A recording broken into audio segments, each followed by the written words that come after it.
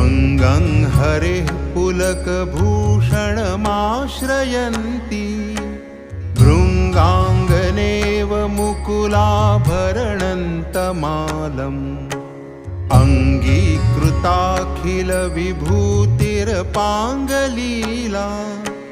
माङ्गल्यदास्तु मम मङ्गलदेवतायाः मुग्धा मुहुर्विदधति वदने मुरारेः प्रेमत्रपाप्रणिहितानि गतागतानि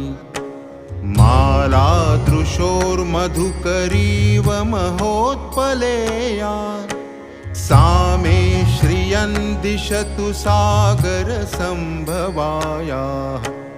आमीलिताक्षमधिगम्य मुदा मुकुन्दम्